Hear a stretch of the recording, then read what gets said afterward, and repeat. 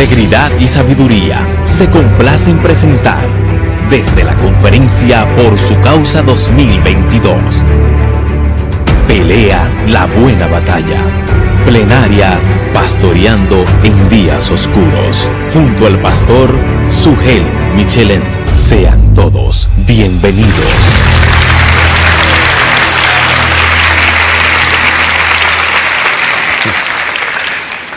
Antes que nada, mis hermanos, quería darle las gracias a Ministerios Integridad y Sabiduría, a la Iglesia Bautista Internacional, por el enorme esfuerzo de celebrar esta conferencia cada año. Gracias por bendecirnos, gracias por bendecir al pueblo de Dios.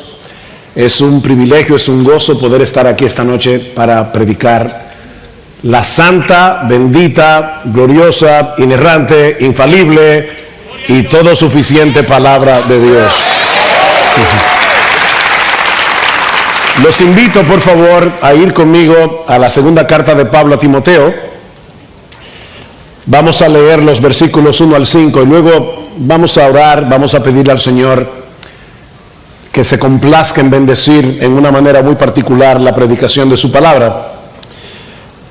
Dice así la palabra del Señor: pero debes saber esto, que en los últimos días vendrán tiempos difíciles, porque los hombres serán amadores de sí mismos, avaros, jactanciosos, soberbios, blasfemos, desobedientes a los padres, ingratos, irreverentes, sin amor, implacables, calumniadores, desenfrenados, salvajes, aborrecedores de lo bueno, traidores, impetuosos, envanecidos, amadores de los placeres en vez de amadores de Dios, teniendo apariencia de piedad, pero habiendo negado su poder. A los tales evita. Hermanos, esto es serio. A los tales evítalos. Vamos a orar. Padre, nosotros nos acercamos de nuevo delante de ti porque estamos plenamente conscientes del reto que tenemos por delante, porque estamos plenamente conscientes de nuestra propia debilidad y porque estamos conscientes de cuánto tu pueblo en esta hora necesita escuchar lo que Pablo le dijo a Timoteo hace 2000 años atrás, y por la inspiración de tu Espíritu quedó registrada en tu palabra para que hoy, 17 de junio del año 2022, nosotros podamos escuchar esa palabra aquí en este lugar. Padre, bendice tu palabra, que Cristo pueda ser exaltado en esta noche y que tu iglesia pueda ser edificada. Porque te lo pedimos en el precioso nombre de ese león que algún día rugirá. Alabamos tu nombre. Amén. Amén. Si yo les preguntara en esta noche, ¿cuál es el mayor peligro de la iglesia en el día de hoy? Probablemente algunos piensen en el avance de la agenda globalista o en el movimiento LGTBQ y todas las otras letras, o en la ideología de género, o en el movimiento feminista. Y aunque de ninguna manera, mis hermanos, yo pretendo minimizar el peligro que estos movimientos representan para los creyentes y para la iglesia en el día de hoy, porque sería un tremendo error minimizar esos peligros, a la luz de este pasaje de segunda a Timoteo, aprendemos al menos 3 cosas que no siempre son tan evidentes. Y son esas 3 cosas las que yo quiero compartir en esta noche, a la luz de este pasaje. La primera es que el peligro más grande que enfrenta la iglesia hoy no es nuevo. No comenzó en el siglo XX con todos estos movimientos. No comenzó en el siglo XXI. Vean una vez más el versículo 1, lo que Pablo le dice a Timoteo en el siglo I. Pero tú debes saber esto, Timoteo, que en los postreros días, en los últimos días, vendrán tiempos difíciles. Esta frase, los últimos días, los postreros días, los últimos tiempos, no se usa en el Nuevo Testamento para referirse a los días que anteceden a la segunda venida del Señor Jesucristo. Esta frase más bien apunta hacia esa última etapa en la historia de la redención que comenzó en el día de Pentecostés, hace más de 2000 años. Ese es el argumento de Pedro al tratar de explicar los eventos milagrosos que habían sucedido en ese día, cuando vino el derramamiento del Espíritu de Dios, cuando nació la iglesia. Pedro le dice, mas esto que ustedes están viendo, esto que está sucediendo, es lo dicho por el profeta Joel. Y en los postreros días, dice Dios, derramaré mi espíritu sobre toda carne. Esta profecía se está cumpliendo aquí y ahora, les dice Pedro, delante de sus ojos. Este evento sobrenatural del derramamiento del espíritu inaugura, por decirlo así, esta última etapa de la historia redentora a la que Joel se refiere como los postreros días. En primera de Juan, capítulo 2, versículo 18, Juan advierte a sus lectores, hijitos, ya es el último tiempo. Ese periodo comenzó en el siglo I. Eso obviamente no elimina la realidad de que a medida que nos vamos acercando hacia la segunda venida del Señor Jesucristo, la maldad va aumentando en el mundo. De hecho, en este mismo pasaje, en 2 Timoteo capítulo 3, versículo 13, Pablo dice que los malos hombres irán de mal en peor, engañando y siendo engañados. Nosotros no estamos negando esa realidad, pero mis hermanos, Timoteo ya se encontraba inmerso en ese tiempo. Y es por eso que Pablo le dice, Timoteo, tú debes saber esto. Esto es algo que tú no puedes darte el lujo de ignorar. Y mis hermanos, nosotros tampoco. Que en los postreros días vendrán tiempos difíciles, vendrán tiempos peligrosos. Esta es la misma palabra que se usa en Mateo capítulo 8, versículo 28, para referirse a los endemoniados gadarenos. Y se dice de ellos que eran feroces, ahí está la palabra, eran feroces en gran manera. ¿Y cuál es la naturaleza del peligro que tanto Timoteo como nosotros tenemos que enfrentar en esta batalla?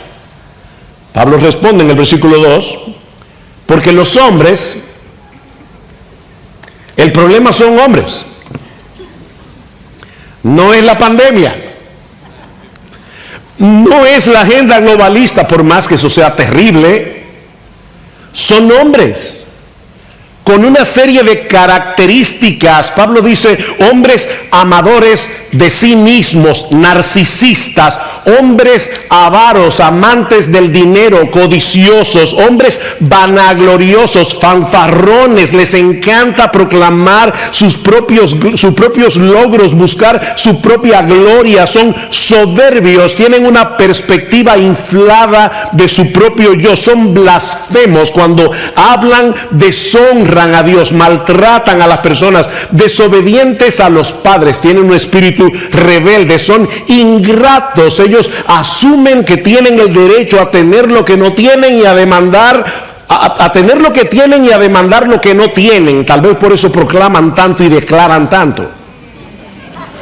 Impíos no muestran reverencia alguna hacia las cosas santas, sin afecto natural, son incapaces de empatizar con el que sufre, son implacables, incapaces de perdonar, son calumniadores, destruyen la reputación ajena, son intemperantes, no tienen dominio propio, son esclavos de sus deseos, de sus apetitos, son crueles, dice Pablo, son fieros, agresivos, abusadores, son aborrecedores de lo bueno, desprecian la virtud, son traidores, no se puede confiar en ellos, son impetuosos, actúan precipitadamente, sobre todo para hacer lo malo, infatuados, nadie puede corregirlos porque ellos creen que lo saben todo. amadores de los deleites más que de Dios, hombres que encuentran más satisfacción en los placeres temporales de este mundo que en el carácter y la obra de Dios.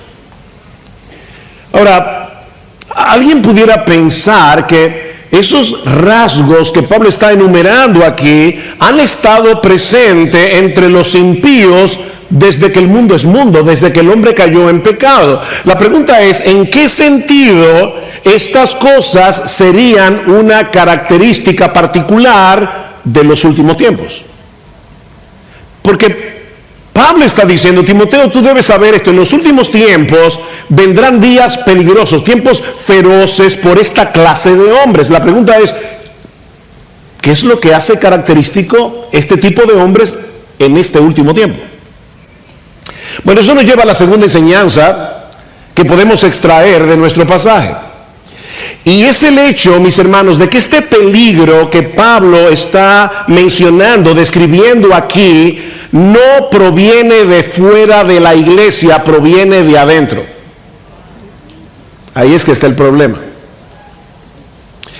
Pablo dice en el versículo 5 que estas personas tendrán apariencia de piedad, pero negarán su eficacia. En el versículo 8 dice que son reprobados en lo que respecta a la fe. Mis hermanos, estos individuos tratarán de infiltrarse en las iglesias disfrazados de ovejas, ocultando su impiedad bajo un manto religioso. ¿No es la misma advertencia que Pablo le había dado a Timoteo? En la primera carta, en el capítulo 4, le dice, pero el Espíritu dice claramente que en los últimos tiempos algunos apostatarán de la fe, prestando atención a espíritus engañadores y a doctrinas de demonios. Esos individuos, esos falsos maestros que enseñan doctrinas demoníacas, están dentro de la iglesia. Pablo no está hablando de lo que está sucediendo allá afuera, y definitivamente, hermanos, allá afuera están sucediendo cosas terribles, pero Pablo está hablando del peligro que nosotros enfrentamos adentro.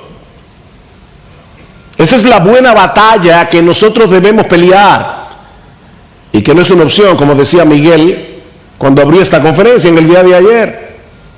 Pelea la buena batalla. 1 Timoteo capítulo 1 versículo 18. ¿Cómo?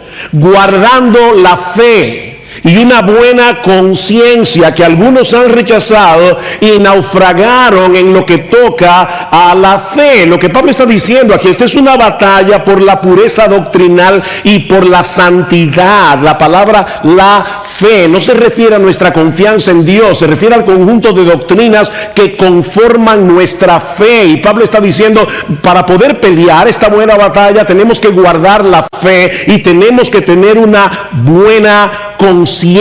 Si no somos coherentes con la fe que profesamos creer, terminaremos torciendo la doctrina para que encaje con el estilo de vida que yo quiero vivir.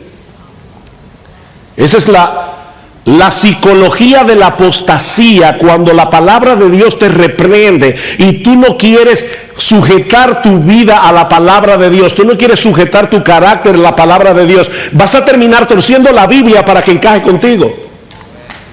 Dice que naufragaron en cuanto a la fe. Mis hermanos, yo sé que esta advertencia puede sonar extraña y sobre todo en un púlpito como este, pero déjenme decirles algo, la buena doctrina no es suficiente. La buena doctrina no es suficiente para librar esta batalla si no existe una coherencia entre lo que nosotros creemos y lo que practicamos. Tarde o temprano terminaremos torciendo lo que creemos. En Hechos 20:28, Pablo advierte a los pastores de Éfeso que debían tener cuidado de sí mismos y de todo el rebaño en que el Espíritu Santo os ha puesto por obispos para apacentar la iglesia del Señor, la cual Él ganó por su propia sangre. Sí, debemos pastorear las ovejas, pero mis hermanos, lo que Pablo dice aquí es que en primer lugar, antes que todo, nosotros los pastores debemos tener cuidado de nosotros mismos. ¿Y saben por qué? Versículo 29 de Hechos 20. porque yo sé que después de mi partida entrarán en medio de vosotros lobos rapaces que no perdonarán al rebaño, y de vosotros mismos se levantarán hombres que hablen cosas perversas para arrastrar tras sí a los discípulos. Wow, de entre vosotros mismos. Lobos disfrazados de oveja entrarán en medio del rebaño, y si no somos vigilantes, si no tenemos discernimiento, llegarán al liderazgo de la iglesia. Estos hombres perversos se levantarán de dentro de vosotros, dice Pablo, y eso es lo que hace particularmente peligroso, eso es lo que hace particularmente feroz este tiempo, estos postreros tiempos. Algo interesante en esta lista de adjetivos, en los versículos 2 al 5, es que en el original comienzan con dos palabras que poseen el mismo prefijo griego, philos, amadores de sí mismos y amadores del dinero. ¿Ven? Y la lista concluye con el mismo prefijo, amadores de los deleites en vez de ser amadores de Dios. En otras palabras, el problema de esta gente es que aman lo que no deben amar y aborrecen lo que no deben aborrecer. Ellos no pueden cambiar porque no quieren cambiar, porque ellos aman lo que aman y odian lo que odian. Parece profundo, ¿verdad? Ellos aman lo que aman y odian lo que odian. Ellos están dentro de las iglesias, pero sus afectos están extraviados, porque no han pasado por un proceso de regeneración. La pregunta es, ¿hay algo que nosotros como pastores podamos hacer para proteger a la iglesia de estos hombres? ¿O hay algún recurso con el que nosotros contamos que sea capaz de cambiar radicalmente el curso de los afectos de estos hombres para que ellos amen a Dios y aborrezcan al pecado? ¿Existe algún programa, alguna charla motivacional o terapéutica que sea capaz de cambiar el curso de la vida de estas personas? Por supuesto que no. Mis hermanos, es terrible que en muchos púlpitos en el día de hoy se les dice a las personas que deben amarse a sí mismas. Se les predica a las personas que deben tratar de elevar su autoestima, cuando el problema de esta gente es que se estima demasiado. Son amadores de sí mismos. Es precisamente su amor propio lo que hace imposible que esta gente ame a Dios y su gloria. No pueden hacerlo. ¿Cómo podemos pelear esta batalla? De una manera apropiada y con las armas apropiadas. Bueno, eso nos lleva a la tercera enseñanza de nuestro pasaje. Y es que los recursos con los que nosotros contamos para pelear bien son los mismos que la iglesia ha tenido a lo largo de toda su historia. ¿Y cuáles son? Hombres de Dios, llamados y cualificados por Él, que prediquen y ejemplifiquen fielmente la palabra de Dios. De ahí el contraste que Pablo hace entre Timoteo y estos falsos maestros. Vean el versículo 10. Pero tú, versículo 14. Sin embargo, tú, capítulo 4, versículo 5. Pero tú, 3, pero tú, en el pasaje. O sea, Pablo está describiendo a estos hombres y dice, pero tú, Timoteo, tú perteneces a otra categoría. Tú perteneces a otro grupo. Hay dos cosas que distinguen a los siervos de Dios de los falsos maestros. Dos cosas primordiales: su carácter y su enseñanza. Vean el versículo 10. Pero tú, Timoteo, has seguido mi enseñanza, mi conducta, propósito, fe, paciencia, amor, perseverancia, mis persecuciones, mis sufrimientos. Por lo poco que nosotros sabemos de Timoteo en las Escrituras, no parece que podríamos describirlo como un hombre que llamaba la atención por ser un líder carismático. Timoteo era un joven enfermizo, aparentemente algo tímido. De hecho, en esta misma carta, Pablo tiene que decirle: Timoteo, aviva el fuego del don de Dios que está en ti por la imposición de mis manos, porque no nos ha dado Dios espíritu de cobardía, sino de poder, de amor y de dominio propio. Timoteo necesitaba ese tipo de exhortación, ese tipo de ánimo. Sin embargo, Timoteo era un hombre fiel. Timoteo era un hombre de integridad y de piedad probadas. A tal punto que en su carta a los Filipenses, Pablo dice de él que a ninguno tenía del mismo ánimo y que tan sinceramente se interese por vosotros, porque todos buscan lo suyo propio, no lo que es de Cristo Jesús, excepto Timoteo. Este es el tipo de hombre que la iglesia necesita. Hombres que sin ser perfectos poseen el perfil de 1 Timoteo 3 y Tito 1. Si alguno anhela el obispado, buena obra desea, pero es necesario. Ahí está la misma palabra que el Señor Jesucristo usó cuando le dijo a Nicodemo en el capítulo 3 del Evangelio de Juan: Nicodemo, te es necesario nacer de nuevo para entrar en el reino de Dios. No se puede entrar en el reino de Dios sin haber nacido de nuevo. No se debe entrar en el ministerio sin tener las características de 1 Timoteo 3.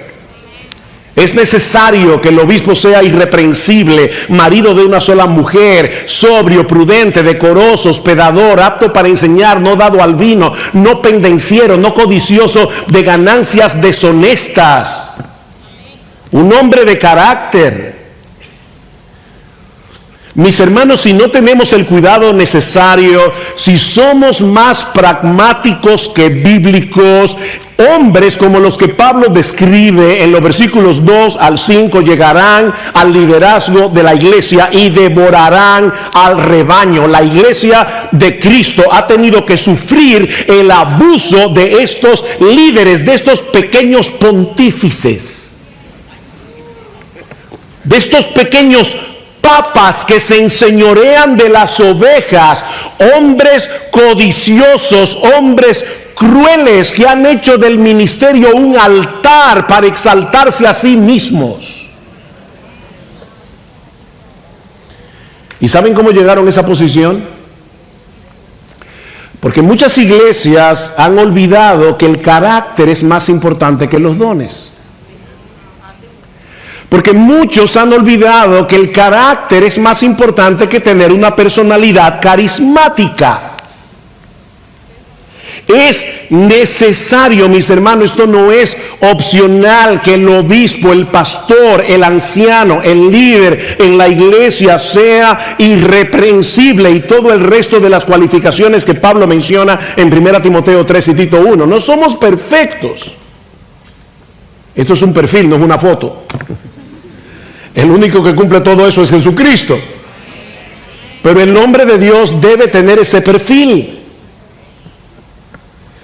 Pero Timoteo no solo se distinguía de los falsos maestros por su carácter, sino también por su enseñanza. Versículo 14. Tú, sin embargo, persiste en las cosas que has aprendido y de las cuales te convenciste, sabiendo de quiénes las has aprendido. Desde la niñez has sabido las sagradas escrituras, las cuales te pueden dar la sabiduría que lleva a la salvación mediante la fe que es en Cristo Jesús. Vendrán hombres malos, Timoteo, engañadores, que irán de mal en peor, engañando y siendo engañados, pero en lo que respecta a ti, mantente firme en esa palabra que has conocido desde que tú eras un niño, Timoteo. Y esto por 3 razones. En primer lugar, porque solo las sagradas escrituras, solo este libro, que es un libro que está vivo y es un libro poderoso y eficaz, solo este libro te puede dar la sabiduría que lleva a la salvación mediante la fe en Cristo Jesús. La Biblia no fue escrita para enseñarnos cómo vivir nuestra mejor vida ahora. No, la Biblia fue escrita para hacernos ver la necesidad de un Salvador, para guiarnos eficazmente al arrepentimiento y a la fe solo en Jesús. Y la salvación de la que Pablo está hablando aquí no es mucho más que un pasaje gratis para ir al cielo. Mis hermanos, Cristo no vino al mundo a morir en una cruz para poner una agencia de viajes. Él vino a salvarnos, y esa palabra salvación implica mucho más que el hecho de que podamos ir al cielo después de la muerte. Consiste en revertir todos los efectos de la caída para que podamos ser gradualmente transformados a la imagen de Dios que quedó distorsionada por causa de la entrada del pecado. Y por lo supuesto, esa imagen de Dios no es otro que nuestro bendito Señor y Salvador Jesucristo. Es de esa salvación que Pablo está hablando aquí. Y lo que él está diciendo es que solo la Escritura tiene el poder. Y me encantó, no voy a decir como Otto ahora que Miguel me estaba quitando el asunto, pero me encantó lo que Miguel dijo hace un momento cuando hablaba del libro, cuando ruge el león, de que la Escritura puede tomar a personas con las características que Pablo menciona en los versículos 2 al 5, amadores de sí mismos, crueles, intemperantes y todo lo demás, y convertirlas en verdaderos discípulos de Jesús. Increíble. Ese es el propósito de la palabra de Dios, mostrarnos a Cristo, para llevarnos a Cristo, para ser cada vez más semejantes a Cristo. Él es el centro de la revelación de Dios. El propósito de la Escritura es llevarnos a Jesús para ser salvos y para ser santos. Eso es lo que Pablo está diciendo en el versículo 15 de 2 Timoteo 3. Ahora, ¿cómo es posible que este libro puede hacer una obra tan portentosa en el corazón del hombre? Bueno, la respuesta la encontramos en el versículo 16. Toda escritura es inspirada por Dios y útil para enseñar, para reprender, para corregir, para instruir en justicia, a fin de que el hombre de Dios sea completo, sea perfecto, sea equipado para toda buena obra. Esa es la segunda razón por la que Timoteo debía mantenerse aferrado a la Escritura, porque este libro es la palabra inspirada, la palabra exhalada por la boca de Dios. Estamos tan acostumbrados a decir que la Biblia es la palabra de Dios que fácilmente podemos perder de vista lo extraordinario que es el hecho de que este libro sea la palabra de Dios. Este libro es la palabra de Dios, la palabra exhalada por Dios. Pero Timoteo era judío y él sabía que todo lo que Dios ha hecho desde el principio de la creación, lo ha hecho a través de ¿qué, mis hermanos? Lo ha hecho a través de su palabra. Dios se hace presente a través de su palabra, Dios actúa a través de su palabra. Él dijo en Génesis capítulo 1 versículo 3, sea la luz, y la luz fue hecha. Así de simple, nuestro Dios es capaz de traer a la existencia cosas que antes no existían, únicamente por el poder de su palabra. Su palabra. Su palabra es viva, su palabra es eficaz. Mis amados hermanos, dejar de lado este libro para tratar de llevar a cabo el ministerio con técnicas humanas es como sustituir una bomba nuclear por un tirapiedras. Pero Pablo añade algo más. Él dice que toda la Escritura es inspirada y útil a fin de que el hombre de Dios, el ministro del Evangelio, sea perfecto, equipado para toda buena obra. Todo lo que Timoteo necesitaba para seguir avanzando en su propia madurez, todo lo que Timoteo necesitaba para hacer la obra del ministerio, se encuentra en la palabra de Dios, infalible, inerrante y todo suficiente. A la luz de lo que la Biblia es, a la luz de lo que la Biblia produce, ¿qué debemos hacer nosotros de modo que podamos pastorear eficazmente en estos días oscuros? Capítulo 4. Y yo sé que hay una división de capítulos ahí, no se lleven de eso. Alguien decía que la división de capítulos la hizo un individuo que iba encima de un burro. Cada vez que el burro saltaba, dividía el capítulo ahí. Esas divisiones no son inspiradas. A veces el burro saltaba en el momento inadecuado. Porque Pablo no va a hablar de otra cosa. Él viene hablando de la Escritura, del poder de la Escritura. Y le está diciendo a Timoteo, aférrate a este libro, no te apartes de este libro. Y ahora le dice Timoteo, en la presencia de Dios y de Cristo Jesús, que ha de juzgar a los vivos y a los muertos por su manifestación y por su reino, yo te encargo solemnemente, predica la palabra, insiste a tiempo y fuera de tiempo, amonesta, reprende, exhorta con mucha paciencia e instrucción. Timoteo, predica la palabra. Y el verbo que Pablo está usando aquí, que se traduce como predicar, está en modo imperativo, lo que indica, pastores, hermanos, que esto no es una opción entre otras. Esto no es una sugerencia. Es que, bueno, Timoteo, mira, si a ti te gusta cantar, y de paso, déjeme decirle, a mí me encanta cantar.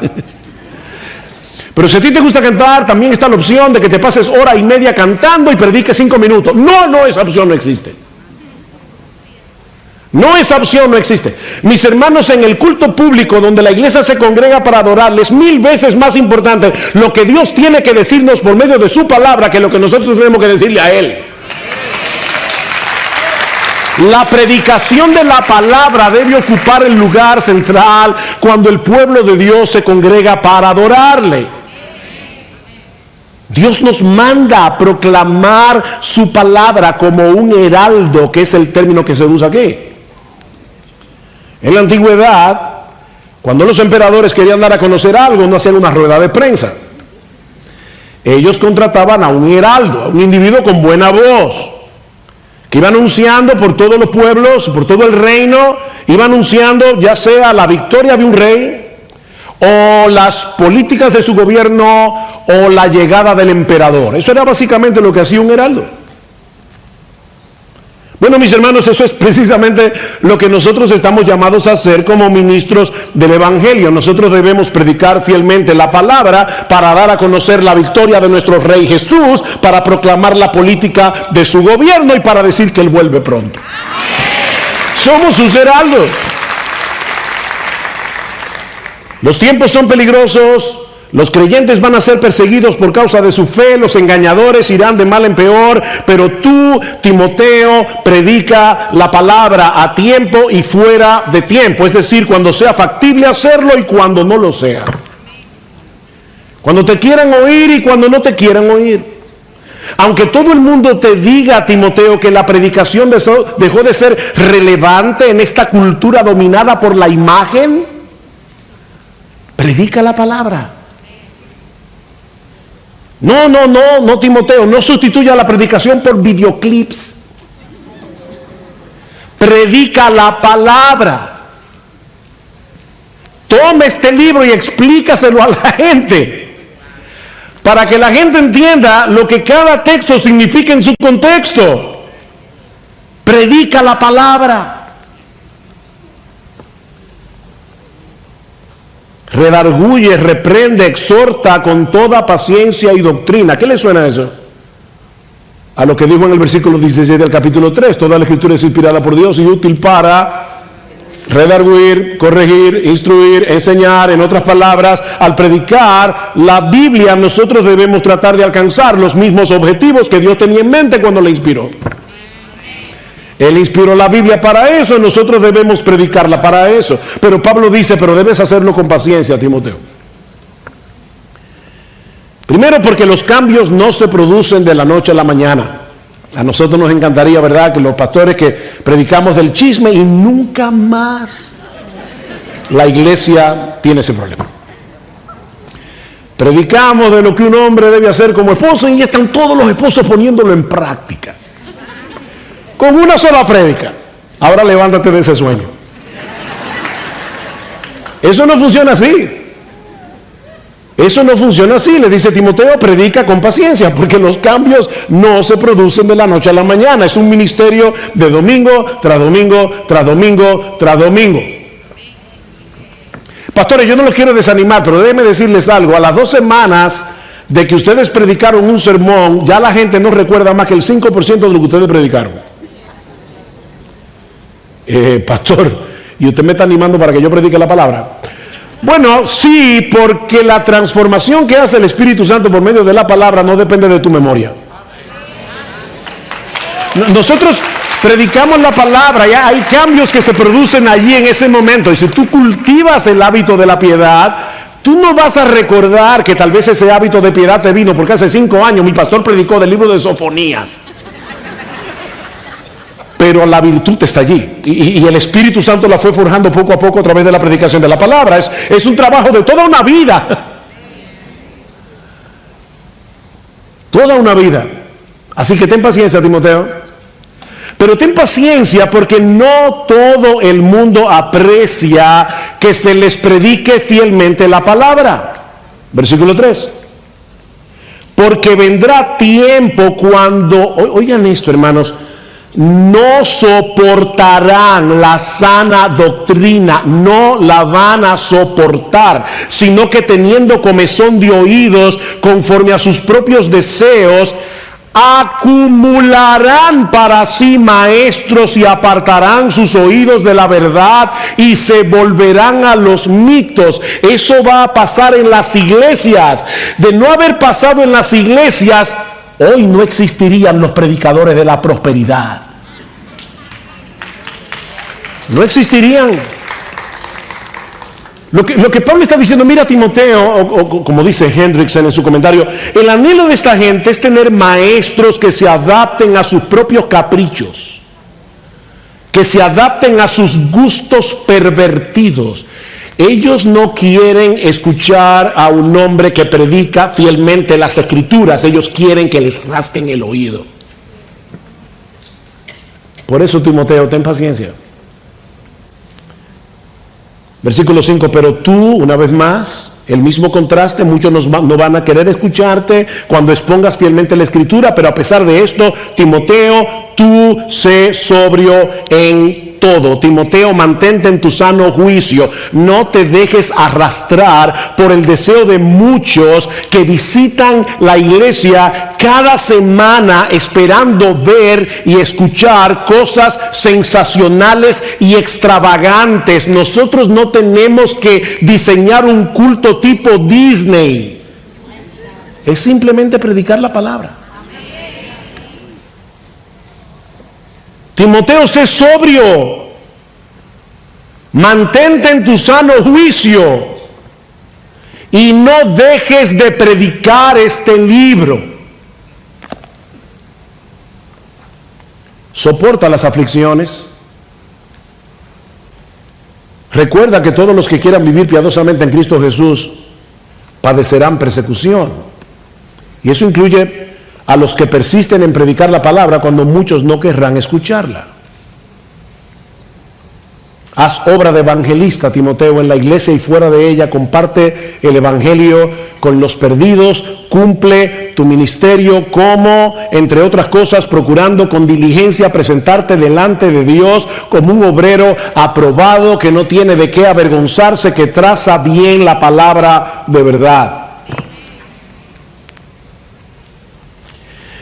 Albert Mohler, el rector, presidente del Southern, cuenta una historia interesante de sus días como Boy Scout allá en la Florida.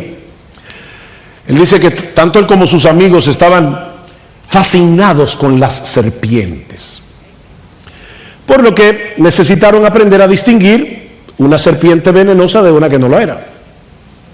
La mayoría de las serpientes venenosas de Norteamérica se pueden distinguir por ciertas marcas en la piel, pero hay una particular que puede ser muy engañosa, es la serpiente de coral.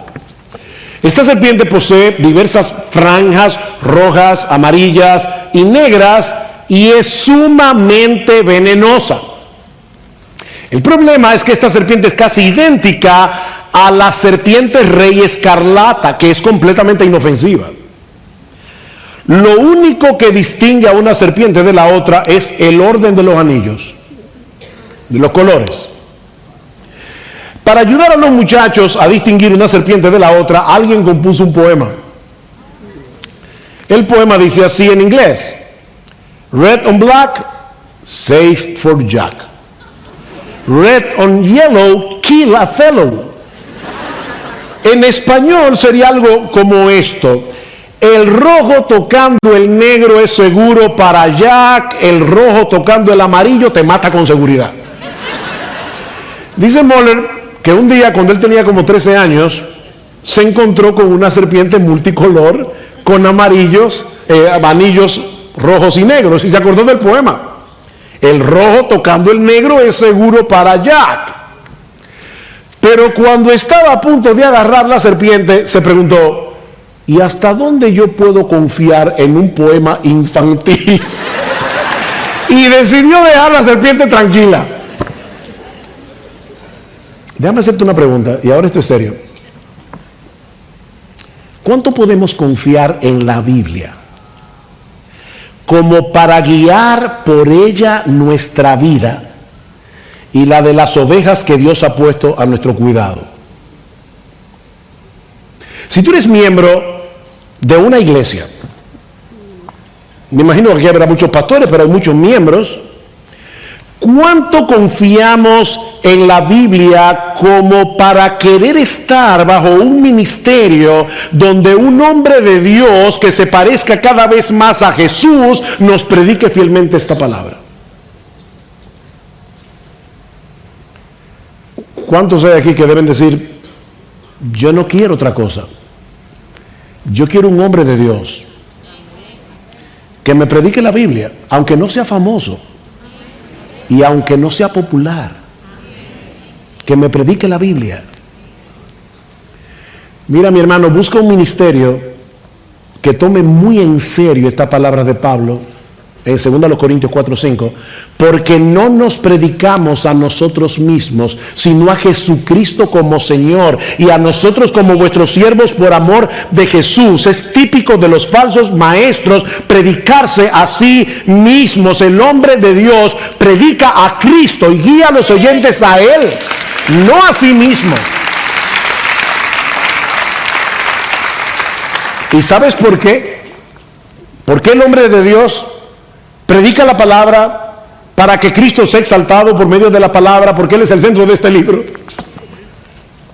Dice Pablo: porque Dios, que mandó que de las tinieblas resplandeciese la luz, es el que resplandeció en nuestros corazones para iluminación del conocimiento de la gloria de Dios en la faz de Jesucristo. Mis hermanos, mientras predicamos a Jesucristo a través del Evangelio, a través de la palabra, el mismo Dios que en el principio dijo: sea la luz, viene al corazón del pecador, de pecadores que están muertos en sus delitos y pecados, completamente ciegos a la hermosura de Jesús, y les dice: sea la luz. Y entonces en ese momento ese pecador comienza a contemplar extasiado la gloria de Dios en la faz de Jesucristo. Eso es impresionante. Predica la palabra, porque la predicación, mis hermanos, es mucho más que la exposición de un pasaje bíblico.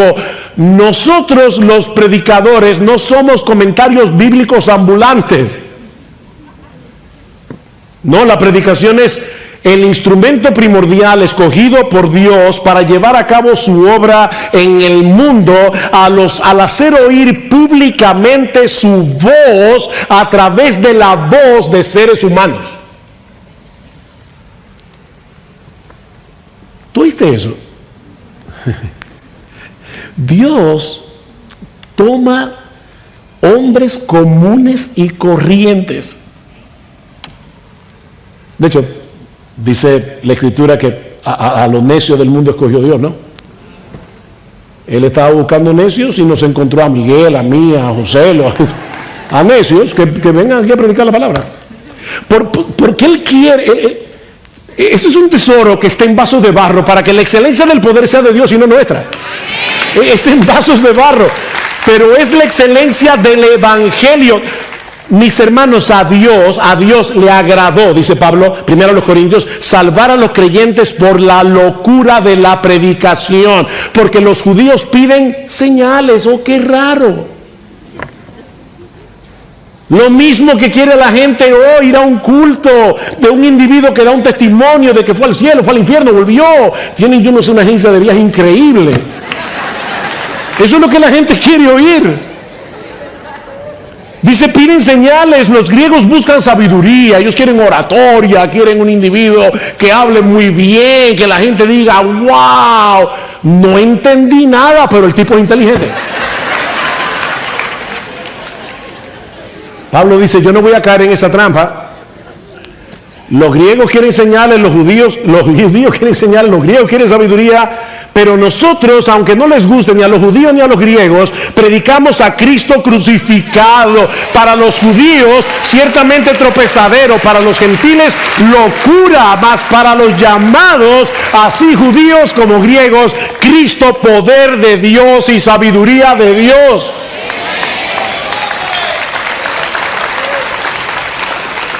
En Él están escondidos todos los tesoros de la sabiduría y del conocimiento. Ahora yo te pregunto, ¿de verdad nosotros creemos eso? ¿De verdad creemos que en Cristo están escondidos todos esos tesoros? Y que el poder de Dios es puesto al alcance de todos a través de la predicación fiel de las Escrituras, cuando Él, solo Él, es exaltado. Porque si es así, no deberíamos permitir, no, hermanos, miembros de iglesias que están aquí por su causa, no deberíamos permitir que ninguna otra cosa sustituya la predicación de la palabra de Dios cuando su pueblo se congrega para adorarle. No deberíamos permitirlo. Sí, estamos viviendo en días oscuros. Y los hombres irán de mal en peor. Pero ¿saben qué? Y quiero terminar con una nota de ánimo. Si lo miramos desde otra perspectiva, hay una realidad alentadora detrás de esta advertencia de Pablo. Si lo piensan bien, la iglesia tiene 2000 años lidiando con estos apóstatas. 2000 años. Pero el diablo no ha logrado detener el avance de la iglesia. Porque Cristo no ha dejado y no dejará de cumplir su promesa. Yo edificaré mi iglesia y las puertas del Hades no prevalecerán contra ella. A través de los siglos, la iglesia de Cristo ha tenido que pelear muchas batallas, y muchos han celebrado anticipadamente su desaparición. Pero como bien ha dicho alguien, han repicado las campanas, han anunciado la muerte de la iglesia, pero el cadáver nunca ha aparecido. Cristo seguirá edificando su iglesia a través de hombres comunes y corrientes, hombres fieles que predican su palabra, que pastorean al rebaño, predicando su palabra a tiempo y fuera de tiempo. Hombres que proclaman con gozo la gloria del Salvador, para que viendo esa gloria los suyos continúen siendo transformados de gloria en la misma imagen como por el Espíritu del Señor. Cristo seguirá edificando su iglesia, y cuando Él regrese en gloria, Él tendrá una esposa.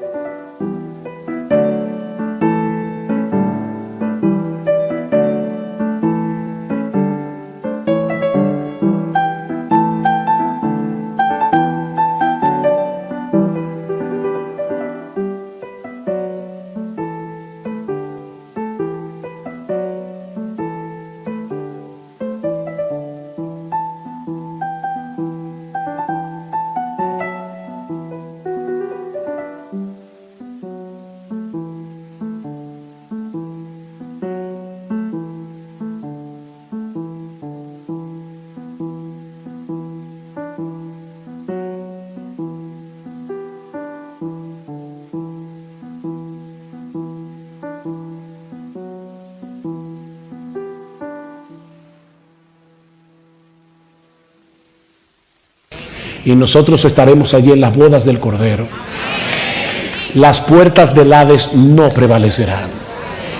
Por eso permítanme concluir con una palabra de doxología con la que Judas, el apóstol, concluye su carta. Por cierto, una carta donde el tema principal es guardarse en medio de la apostasía.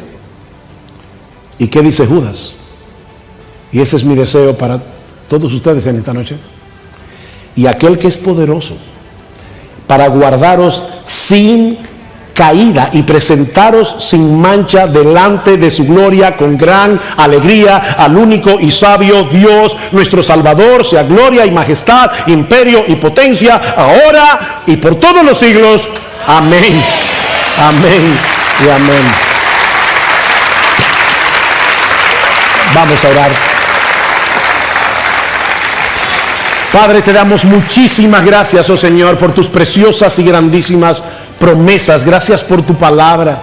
Pero ayúdanos, oh Señor, a tomar estas advertencias en serio. Guárdanos, oh Señor, guarda los ministerios fieles que se encuentran en este lugar. Protégenos del maligno y ayúdanos, oh Padre bueno, a no ir detrás de novedades, sino a seguir haciendo lo que tu iglesia ha estado haciendo durante más de 2000 años, predicando tu palabra para que Jesucristo sea conocido y reconocido como Rey de Reyes y Señor de Señores. Que a Él sea la gloria hoy y por siempre, por los siglos de los siglos. Amén y amén.